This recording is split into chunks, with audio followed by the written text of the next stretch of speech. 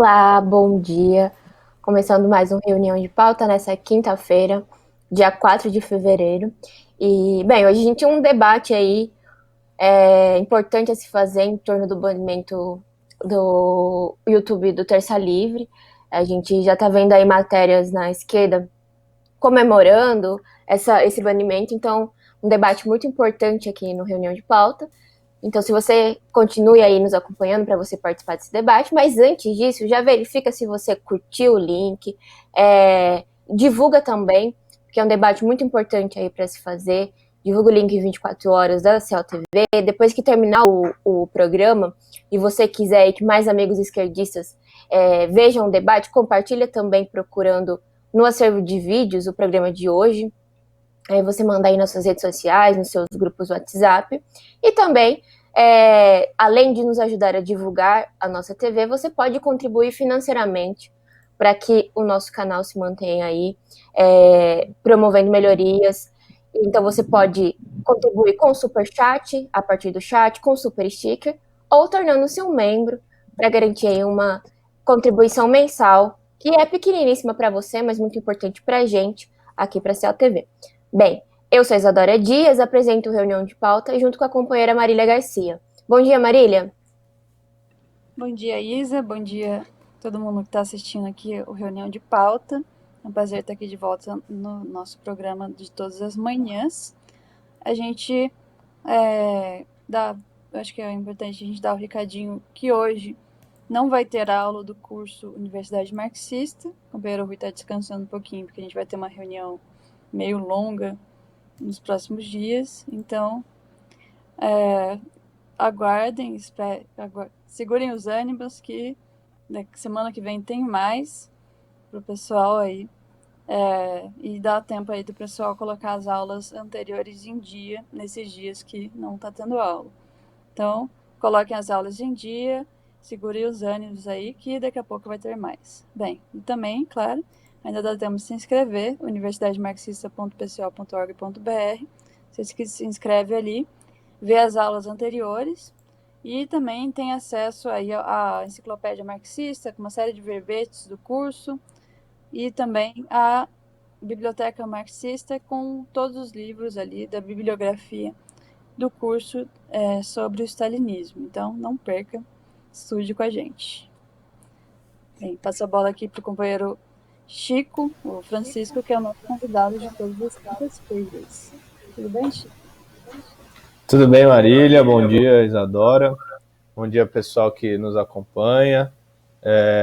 Vamos aí, hoje tem bastante coisa para discutir, né? E vamos nessa. Vamos já começando aí. Bom dia para todos aqui no chat. Já tem bastante gente falando aqui.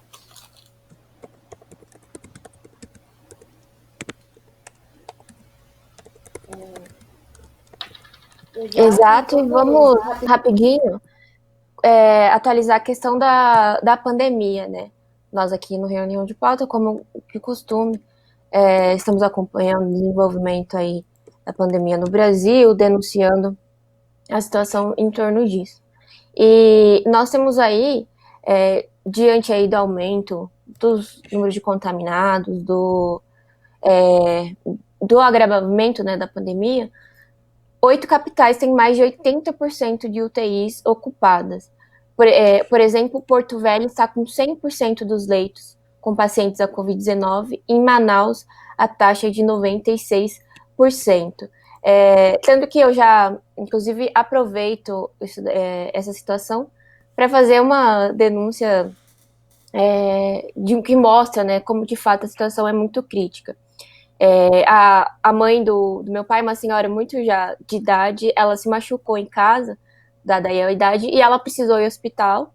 E chegou lá, ela viu que tinha machucado a perna e não poderia ficar internada porque está superlotado, e ela foi enviada de volta para casa.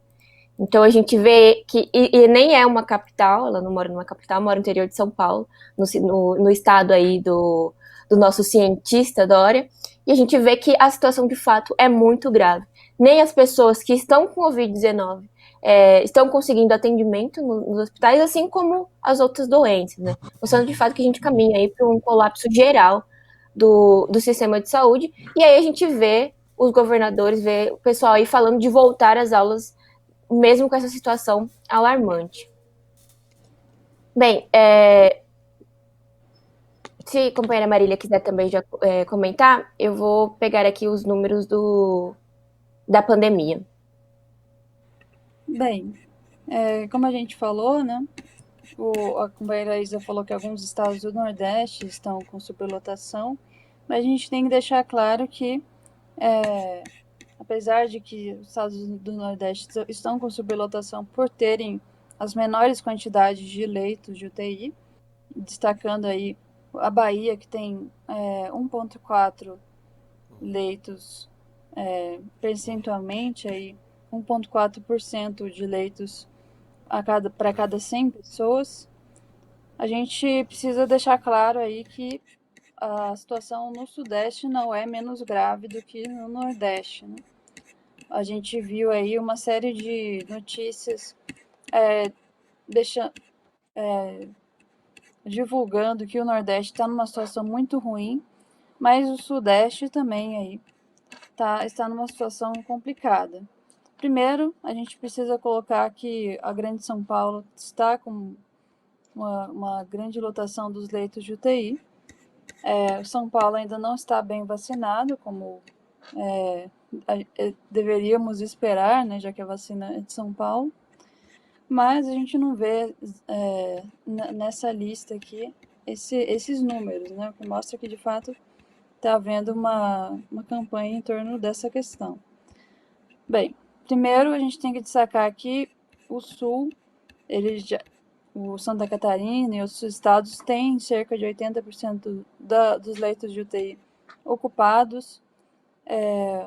No Natal chega a 72,9%. O Distrito Federal chega a 62%. A gente também tem Minas Gerais aí, com cerca de quase 80% dos leitos de UTI ocupados. Quer dizer, a gente vê uma série de locais aí importantes com uma enorme ocupação dos leitos de UTI. A gente não vê São Paulo aqui, mas como a gente destacou, São Paulo aí, como em notícias anteriores e tudo mais, tem uma ocupação alta dos leitos de UTI. É importante destacar isso daí, né? Porque, primeiro que eles destacam aqui na matéria que nas primeiras semanas de janeiro, eles só destacam o aumento da ocupação, quer dizer, que houve um aumento da ocupação de 9%. Mas até aí eles não colocam o total. É importante colocar isso daí porque está havendo toda uma campanha em torno da candidatura do Dória para 2022. E eles tentam esconder a real situação aqui de São Paulo, que é gravíssima. E também a gente vai falar hoje sobre a questão o problema da volta às aulas, que já deve acontecer na semana que vem, mesmo aqui com uma situação super escandalosa em São Paulo, em todo o Brasil, na situação do Covid. Quer dizer, ao mesmo tempo em que tentam impedir que hajam as festas de carnaval, vão voltar com as aulas, que aglomera muito mais gente que qualquer carnaval. Então, quer dizer, não tem nenhuma preocupação com a população. A questão do carnaval é uma questão política, a gente tem que colocar que exatamente o carnaval tem se politizado e é uma festa aí, são grandes manifestações de luta do povo. Bem, passo a bola aí para o companheiro Chico para comentar. Eu queria comentar, né, já que a gente está fazendo denúncias, que tem um militante nosso, companheiro nosso aí, que também é da juventude aí, que está no ensino médio, né, que ele falou como que vai funcionar o rodízio na escola dele, né, então vai ser aí, ele vai ter uma semana de aula presencial, aí 6 semanas de aula remota, aí uma semana de aula presencial, 6 semanas de aula EAD, né, ou seja, é um negócio assim, você vai uma semana para a escola, pega coronavírus, aí você tem 6 semanas para passar o coronavírus para sua família. Então, fora o sucateamento total do ensino, né? Porque eu acho que muita gente não põe isso em perspectiva, né? Mas é possível que se adote aí a questão do EAD como forma oficial de de ensino nas escolas públicas, né? Mesmo após a pandemia e tudo mais, usar isso daí para poder sucatear cada vez mais. Isso aí já, muito tempo atrás, isso aí já vem sendo feito nas universidades e tal, né? Então é uma possibilidade que isso venha também para o ensino básico, enfim, na rede pública se comece a usar a questão do EAD para poder sucatear cada vez mais o ensino público, que a gente sabe que é uma política de todos os governadores aí, particularmente aqui em São Paulo, né, do governo do PSDB, que não vê a hora aí de sucatear totalmente o ensino público, que já é bem sucateado, para poder eventualmente partir para a sua privatização. Né, com relação à superlotação aí dos leitos de UTI, isso daí é um tema que vira e mexe, vem e volta, né? A gente vê que desde o começo não se sabia quanto tempo que a gente está aí. Vai fazer um ano aí que a gente está nessa crise sanitária e nada foi feito com relação ao número de leitos nas UTIs em nenhum lugar do Brasil. Né? Não, nada foi feito aqui em São Paulo, nada foi feito nos estados aí, nem nos estados governados pela esquerda, nada foi feito. Então é uma situação totalmente absurda, né? Se procura colocar aí o Bolsonaro como grande genocida responsável aí pela morte de todo mundo, tudo bem que ele tem uma grande parcela de responsabilidade nisso, mas os governadores, né, os prefeitos, não fizeram nada a respeito do problema dos leitos de UTI, a respeito de nada. Né? O que mostra que a política de deixar o povo morrer pela Covid-19 não é uma política do Bolsonaro, mas é uma política da burguesia de conjunto, não só no Brasil, inclusive, mas no resto do mundo também, né? Se for olhar os números aí, a gente não tem aqui, não olhou, mas se for olhar os números internacionais, tá todo mundo morrendo, tá todas as UTIs lotadas, hospitais lotados no mundo inteiro, até em países que têm um sistema de saúde bem melhor desenvolvido do que o nosso, a situação é calamitosa, né? Sem falar nos Estados Unidos, que é uma desgraça total, que o pessoal não pode ir se tratar por Covid-19 no hospital, que o cara fica endividado pelo resto da vida, né? Enfim, passo a palavra aí. Bem, eu vou atualizar aqui os companheiros em relação aos números da pandemia aqui no Brasil. Enquanto apenas 2 estados, né, Bahia e Rondônia, não têm previsão, não informaram, né, uma previsão de retorno das aulas, todos os outros estados já têm previsão aí do retorno das aulas, só que essas previsões, a volta às aulas vai totalmente contrário à situação da pandemia aqui no Brasil. A gente não está no momento que a pandemia, os números diminuíram, tem um controle da pandemia que tem todo mundo vacinado e poderia voltar às aulas. Pelo contrário, o Brasil completou 2 semanas com média móvel de mortes acima de 1.000 por dia. Uma média aí altíssima do número de mortes, mostrando assim, que de fato a situação está muito grave. Como que a gente vai falar de aglomerar, de botar em circulação aí milhões de pessoas? Nós estamos contabilizando pelos números oficiais, que são subnotificados, 227.592 óbitos. E contaminados temos 9.339.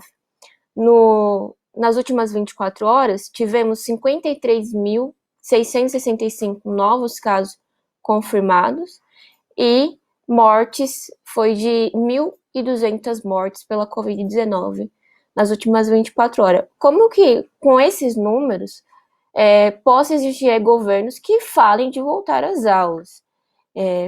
Não tem um cabimento, né? Você vê que, de fato, é uma política totalmente genocida.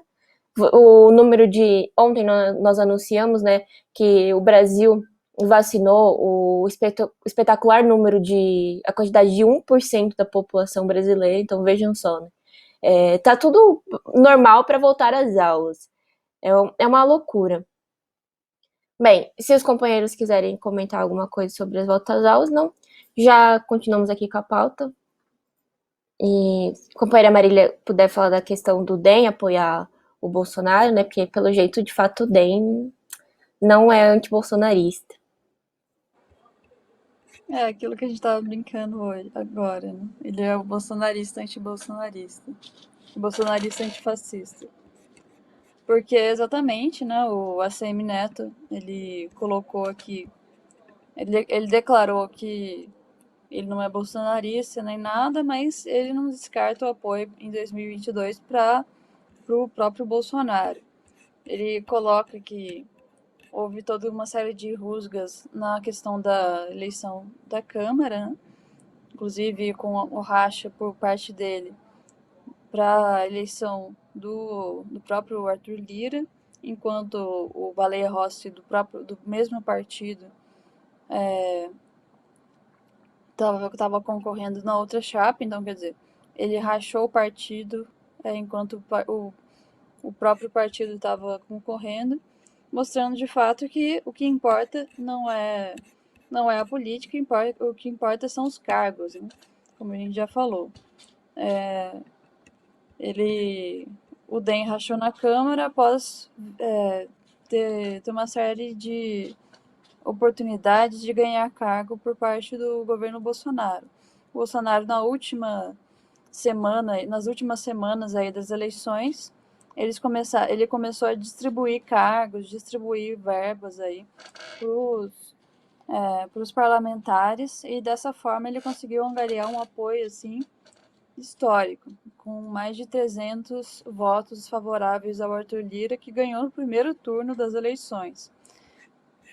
Então mostra que a gente tem que destacar que foi uma eleição secreta, então não tem isso de que os partidos de esquerda não votaram no Arthur Lira. Na verdade, foi secreta exatamente para todos os partidos poderem votar no Arthur Lira, e finalmente a gente vê aí que toda essa demagogia de que a campanha em torno do Baleia Rossi, de que ele seria antibolsonarista, de que ele seria a esperança para desenrolar os processos de impeachment contra o Bolsonaro, é toda uma mentira, né?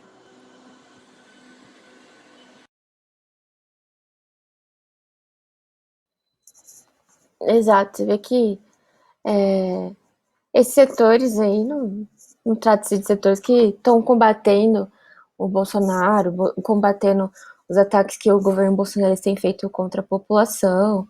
E o engraçado é que a esquerda acabou entrando nessa e fazendo a população, fazendo os trabalhadores, os apoiadores da esquerda acabar acreditando nisso e de fato ficar muito confuso no que nós precisamos realmente fazer para combater tanto o Bolsonaro como o bolsonarismo, os golpistas, o golpe, porque ficar aí, eles foram responsáveis pelo Bolsonaro, mas quando eles querem se opor ao Bolsonaro, eles colocam assim, não, nós não temos nada a ver com o Bolsonaro, com o bolsonarismo, somos o contrário. Mas a verdade, como diz um velho ditado, né, é tudo farinha do mesmo saco, não é, Chico? Eu acho que sim, que de fato é tudo farinha do mesmo saco, mas o que eu acho curioso dessa história, né, que a gente vê, né, umas 2, 3 semanas atrás, existia aí todo um agito, né, vamos falar assim, pela questão do fora Bolsonaro. Era fora Bolsonaro, era panelaço, era carreata, era balançar as joias assim, né, para falar fora Bolsonaro, aquela coisa meio aqueles protestos super da burguesia, né, pelo fora Bolsonaro. Aí agora que todo mundo voltou a ser bolsonarista, né, porque foi isso que aconteceu, né, por um curto período de tempo, esses partidos da direita tradicional viraram antifascistas, antibolsonaristas aí, contra toda a política aí da extrema-direita, não sei o quê. Aí agora todo mundo voltou a ser bolsonarista, né? O Bolsonaro conseguiu o presidente do Senado, é bolsonarista, o presidente da Câmara é bolsonarista, então agora, de repente, sumiu essa campanha pelo fora Bolsonaro, né? Até da parte da esquerda, a campanha deu uma sumida, né? Então, o que é curioso que mostra aí que é cedo para falar também, né? Se sumiu ou não. É uma impressão que eu tive, o fato é que mostra que a esquerda está totalmente a reboque dessa direita tradicional. Né? No momento em que eles fingem ser antibolsonaristas, antifascistas, combatentes da liberdade e da revolução, aí a esquerda resolve falar que fora Bolsonaro, não sei o que, não sei o que lá.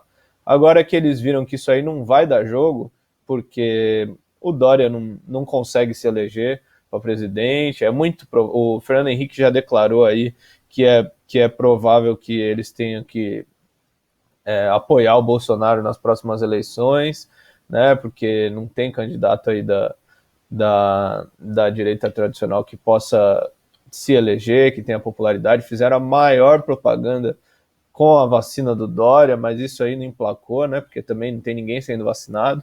É uma propaganda, é muito farsesco o negócio, é muito falso, né? Então mostra aí que o problema do bolsonarismo aí, de repente, a direita vai voltar a ser bolsonarista, né? É o que parece. Né? Parece que a esquerda fez aí fez uma maior propaganda com o negócio da vacina do Dória, né? Dos governadores científicos e tudo mais, e acabou aí encalhado aí junto com o Baleia Rossi no problema do antibolsonarismo da direita, né? Então o que parece aí que eles vão voltar aí pro bolsonarismo, que é o que eles sempre foram e nunca deixaram de ser, mas conseguiram enganar aí uma boa parte do pessoal com essa demagogia toda.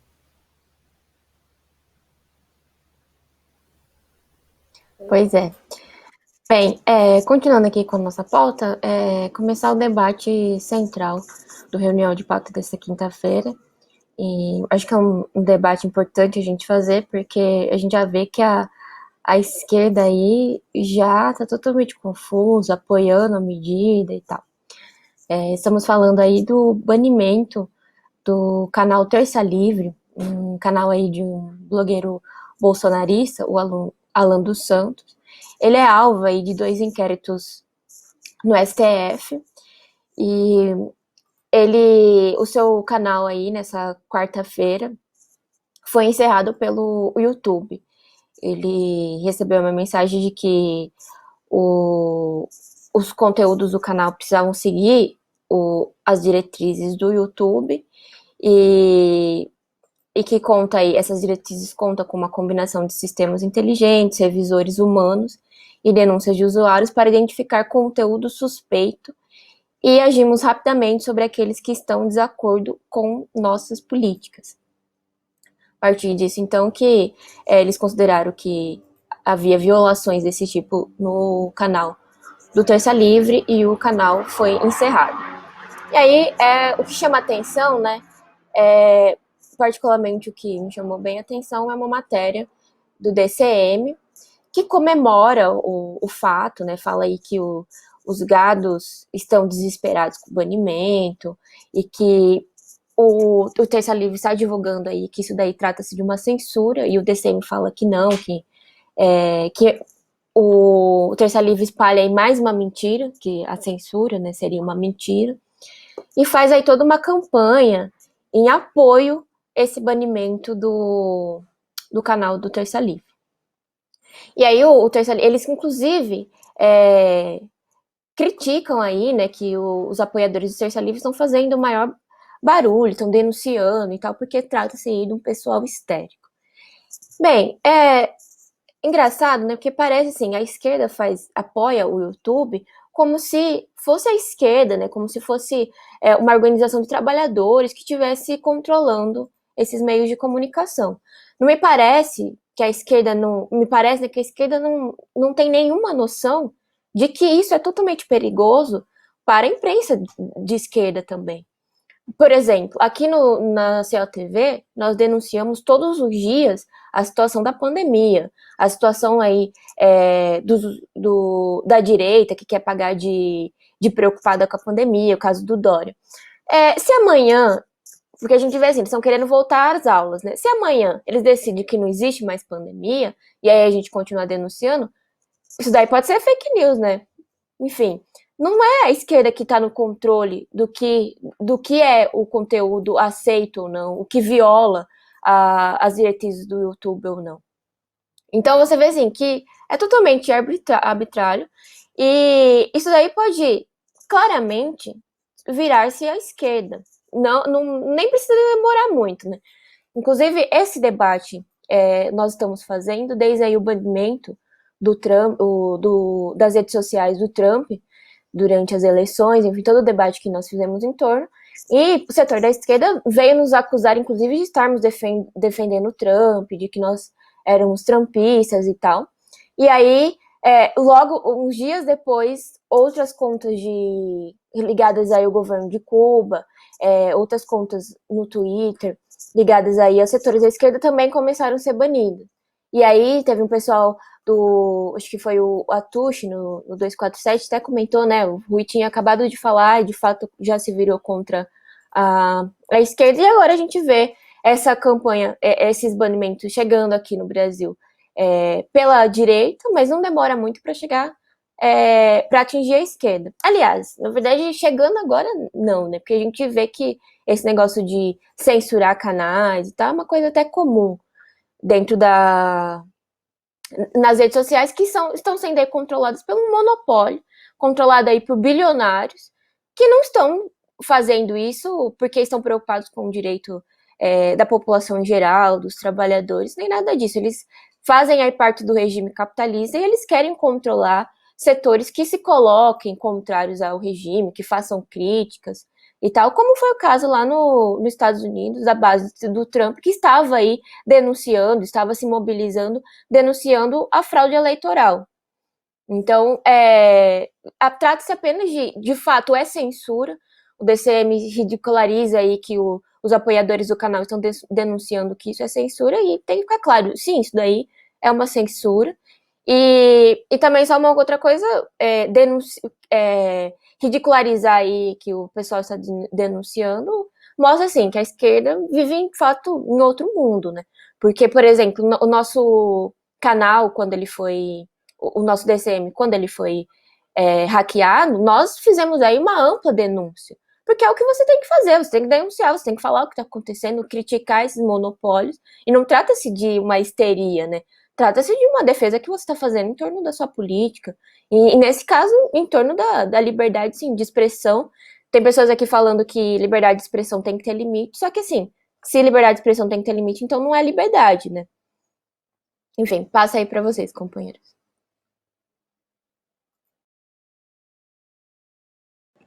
Exatamente, né? A gente tem que deixar claro essa questão da liberdade de expressão. Talvez tenha gente que considera isso como um discurso secundário, mas isso aqui é um debate principal da situação política, porque exatamente como a gente já vem falando, como o próprio companheiro Rui falou, a questão da liberdade de expressão ela está na via não da via da luta contra o fascismo, mas o fim da liberdade de expressão está na via da própria construção do fascismo, né?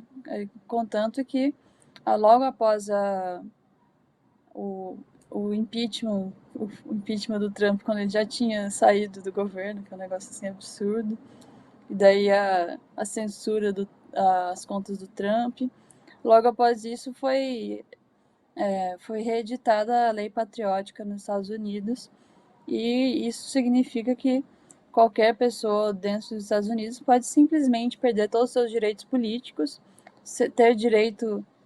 o Estado ter direito a torturá-la e sumir com a pessoa, porque finalmente os manifestantes do Trump teriam tentado um golpe de Estado, invadindo ali o Capitólio, que é uma coisa absurda também, porque imagina, se fosse assim, qualquer invasão de espaço público seria um golpe de Estado, que é uma coisa super estranha. Na verdade, isso daí tenta encobrir o fato que o verdadeiro golpe de Estado foi a lei patriótica. Então, quer dizer, a questão da liberdade de expressão deu espaço aí para um golpe de Estado nos Estados Unidos. Então, A gente tá para deixar claro que isso daí é um problema para a esquerda.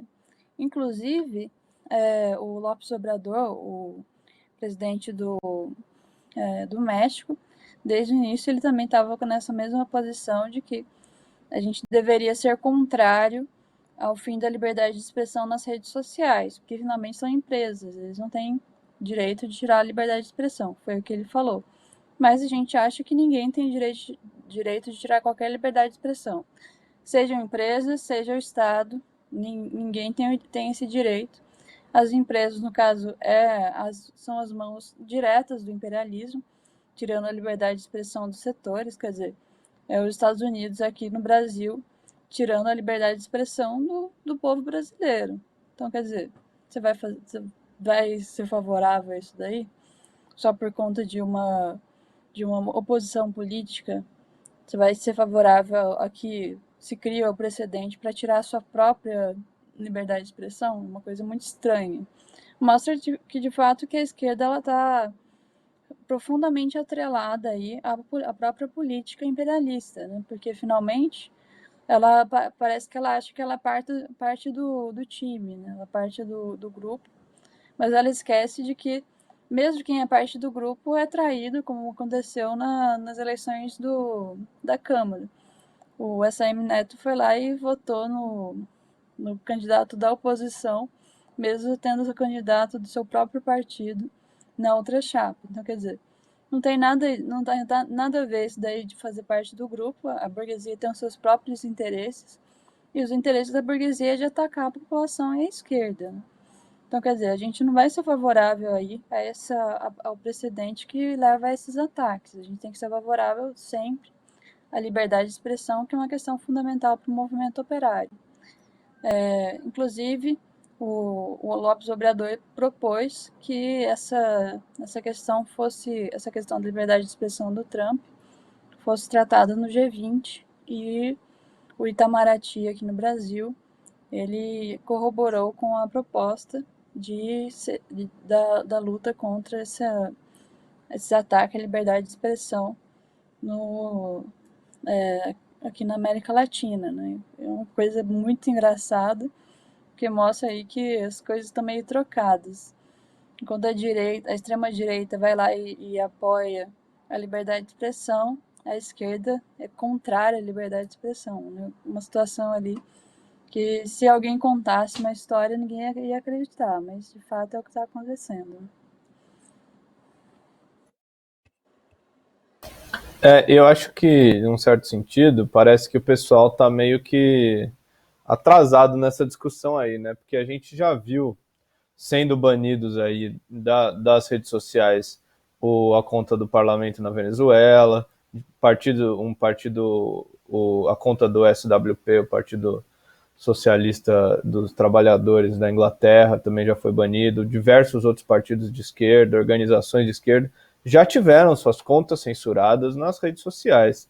Então, assim, o pessoal é muito esquisito o pessoal comemorar quando isso acontece com seja lá quem for, né? Ao invés de denunciar essa atuação totalmente criminosa aí desses monopólios da comunicação na internet, o pessoal celebra o banimento de uma conta só porque é um pessoal com o qual eles não concordam, né? Que mostra que a política desses órgãos é totalmente confusa, totalmente sem princípio nenhum, né? Não percebem que o princípio da liberdade de expressão é mais importante do que você banir um oponente político, né?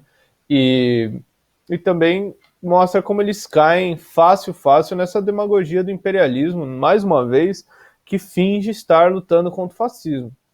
É uma coisa muito absurda o pessoal achar que o Joe Biden tem algum interesse em lutar contra o fascismo. É totalmente absurdo, é uma besteira, assim, é uma coisa que não faz o mínimo sentido. Joe Biden é um dos responsáveis aí, um dos principais responsáveis pelo golpe de Estado no Brasil, pelo golpe de Estado em diversos lugares, né? Então, se alguém ajudou a impulsionar o fascismo no mundo inteiro, O Joe Biden é uma dessas pessoas. É uma coisa totalmente absurda. Inclusive é engraçado, né? Eu estou acompanhando o chat aqui do programa e tá o maior debate isso daí, né? Gente acusando a nós a sermos de direita, um negócio totalmente absurdo, porque o pessoal tá totalmente trocado, né? Também tem que entender, eu acho que isso daí também o pessoal não compreende, que se a extrema-direita está defendendo a liberdade de expressão agora, é porque a extrema-direita está sendo diretamente atingida por essa política. É uma demagogia da extrema-direita. A extrema-direita também não é a favor da liberdade de expressão, né? Eles também estão defendendo isso daí porque, enfim, estão sendo atingidos por esse negócio. Se a extrema-direita tivesse a chance de censurar a esquerda e tudo mais, é óbvio que eles estariam censurando todo mundo, né? A gente também não pode ser ingênuo nesse sentido, né? A extrema-direita também não tem uma política de princípios de forma alguma. No entanto, a esquerda deveria ter, né? A esquerda deveria compreender que o fortalecimento do Estado burguês tem como alvo e vítima preferencial as organizações de esquerda, as organizações dos trabalhadores, né? Eles começam atingindo aí a extrema-direita justamente porque eles sabem que vai ter um setor aí que vai apoiar, né? Porque são também pessoas extremamente impopulares, né? Então, e aí tem um pessoal que apoia, um pessoal bem pensante aí, intelectual que defende, que faz toda uma teoria mirabolante aí para explicar por que pode censurar a extrema-direita. E, por outro lado, quando chegar a vez deles, que vai chegar, né? Inclusive alguém aqui no chat mencionou, que eu acho que é importante lembrar, algo que nós denunciamos aqui que o próprio companheiro Rui denunciou e tal, que o DCM é vítima aí de mais de 60 processos por conta de coisas que eles falaram, que também é uma outra faceta do problema da censura, né? Você processa alguém por causa de algo que ele falou e sufoca aí a pessoa, sufoca financeiramente, né? Faz a pessoa ter que enfrentar aí uma ação legal, que é um negócio super desgastante, né? Muitas vezes essas companhias têm dificuldade financeira de ter um advogado, de enfrentar um processo e tudo mais, né? E ainda assim o pessoal está aí comemorando a censura de um elemento aí da extrema-direita na internet. É uma confusão muito grande que muito provavelmente vai se dissipar da pior forma possível, vai se dissipar quando a censura contra a esquerda começar a vir de uma forma mais intensa, né? Porque agora ela tá acontecendo, já está acontecendo, isso daí o pessoal tem que se atentar a esse fato, já está acontecendo faz tempo, inclusive, nós mesmos aqui já fomos censurados pelo YouTube, já fomos desmonetizados em outro momento, né? Ela já acontece, mas ela vai se dar de uma forma mais intensa. Eles começam aí com a extrema-direita para daqui a pouco partirem para a esquerda. E quando for com a esquerda, vai ser muito pior. Vai ser muito mais decidido, vai ser muito, muito mais intenso. E aí o pessoal vai lembrar do quanto eles comemoraram quando aconteceu com os oponentes políticos deles. Quando começar a acontecer com eles, o pessoal vai se lembrar disso daí. Então é importante ter isso em mente, porque é um erro político muito grande comemorar esse tipo de coisa. Muito grave, é um erro político gigantesco. E eu só queria destacar, porque tem uma confusão do pessoal de como se combate o fascismo. Porque não é que a gente está aqui defendendo que o setor de direita, extrema-direita, tem todo o direito aí de apoiar medidas contra os trabalhadores, atacar os direitos dos trabalhadores, atacar a esquerda. O que a gente defende é que esse combate ele não tem que ser feito pelo regime, muito menos agora pela burguesia, não são os monopólios que podem decidir isso. Quem tem que fazer um combate à direita, à extrema-direita, é a esquerda.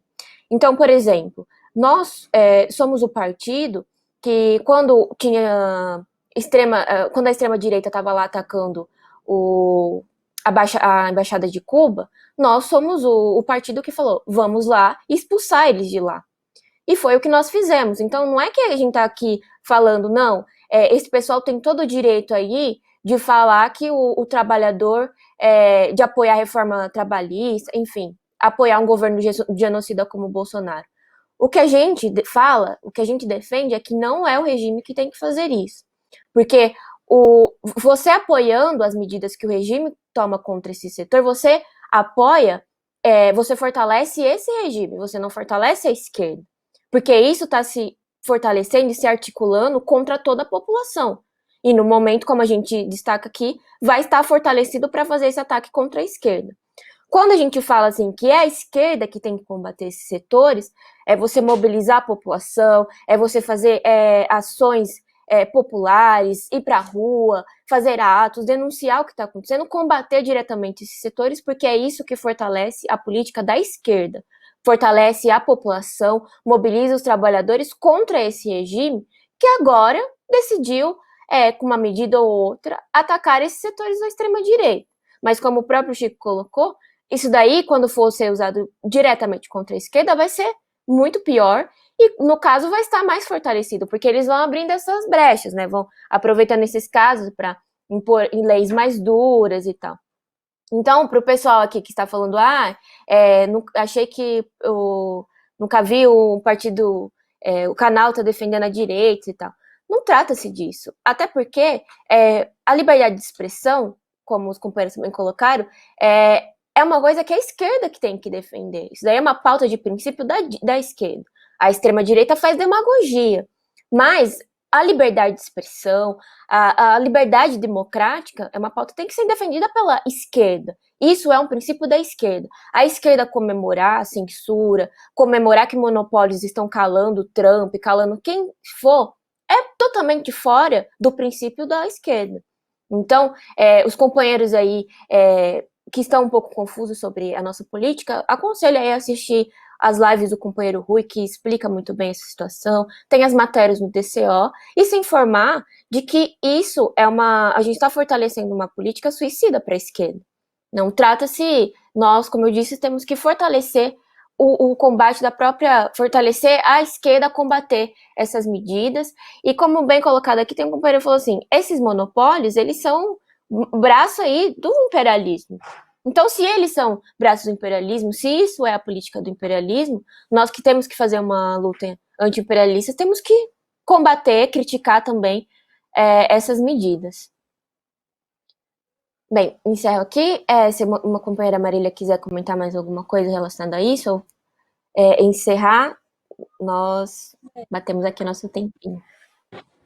Bem, a último ponto da pauta seria sobre as mensagens vazadas, né, do hacker que vazou as mensagens do Moro com o Dallagnol. Não vai dar tempo de falar muito sobre elas, mas já fica o caso, né? A gente vê aí, tudo bem, foram lá e perseguiram o Trump e agora estão perseguindo também a esquerda.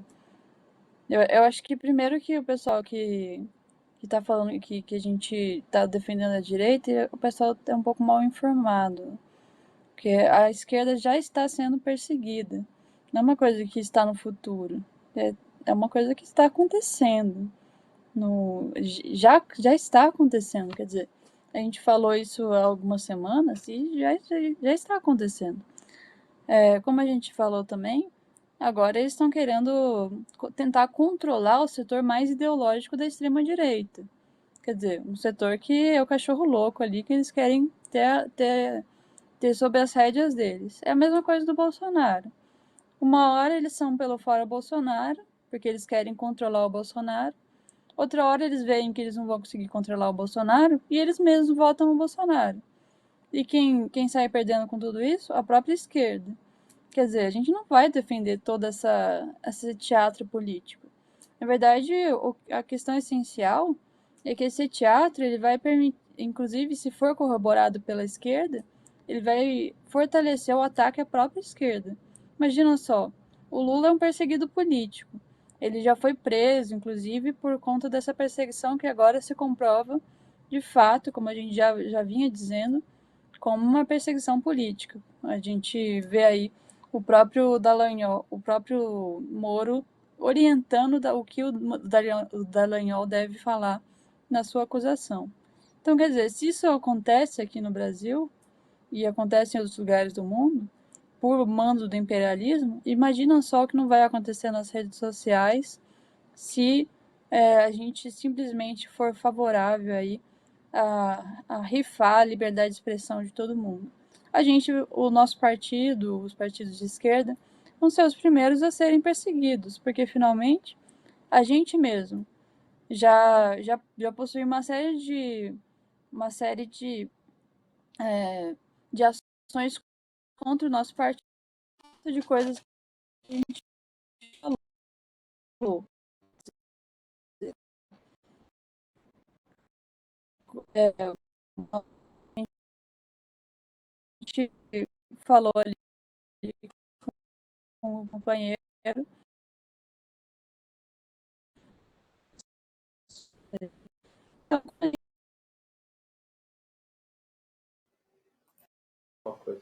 Acho que nós estamos com problema com a conexão com a companheira Marília.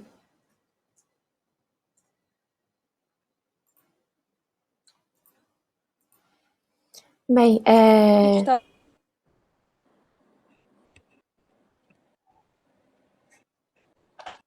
Marília, se você estiver nos ouvindo, estamos com problema para te ouvir. Cortou totalmente a sua intervenção aqui. Bem, rapidinho, enquanto a gente vê se a companheira Marília consegue voltar para finalizar, eu queria agradecer aqui o pessoal do chat. Nós, inclusive, tivemos aqui super sticker, super chat, então desejar um bom dia para o perfil ao vivo. A companheira Carla, que já começou aqui no chat mandando um super sticker, muito obrigada, companheira. Arthur Freitas, Walter dos Santos também está aqui, Socialismo do Século XXI, bom dia. Cadu Simões, Ana Matos, Daniel Santana, Renata Diniz, companheira Elizabeth Novi, Márcia Alvaredo, Carlos Santos, Renata Diniz, bom dia.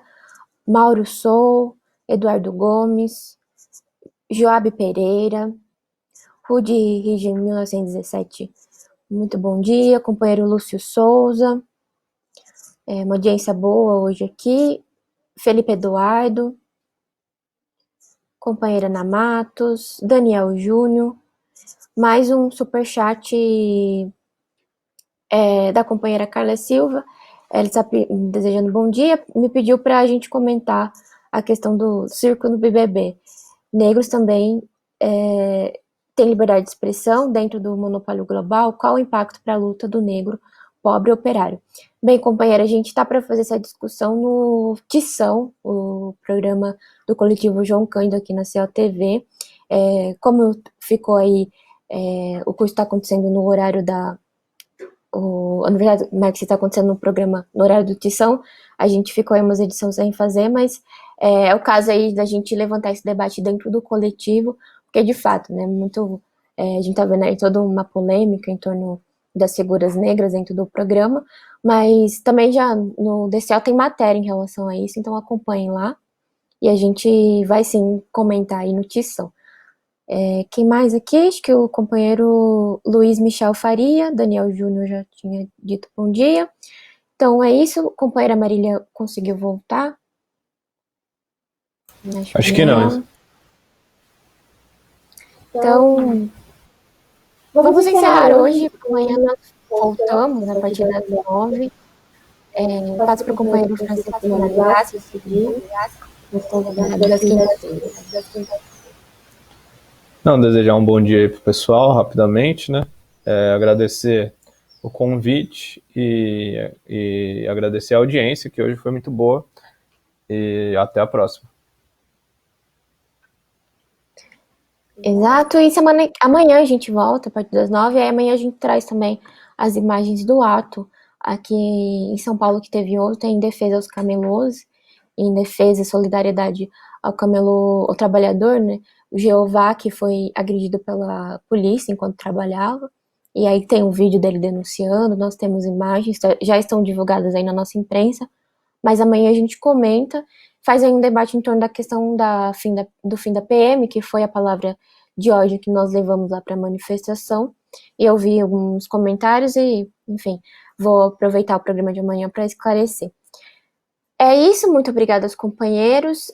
Como avisado pela companheira Marília, hoje nós não teremos a aula da Universidade Marxista, por um imprevisto aí com o companheiro Rui Costa Pimenta, mas aí fica a oportunidade dos companheiros assistirem às aulas que perdeu, ou reassistir as aulas que mais gostaram, ou que ficaram em dúvida, para poder se preparar para as aulas que voltam a partir da semana que vem. Fiquem tranquilos, o companheiro Rui, ele está bem, não está de nenhum problema grave, mas um imprevisto aí que acontece. Então, aproveita aí um período para estudar um pouquinho mais, navegue na plataforma, tem muito texto, verbete, tem muita coisa que dá para vocês aproveitarem aí, enquanto não temos as aulas ao vivo.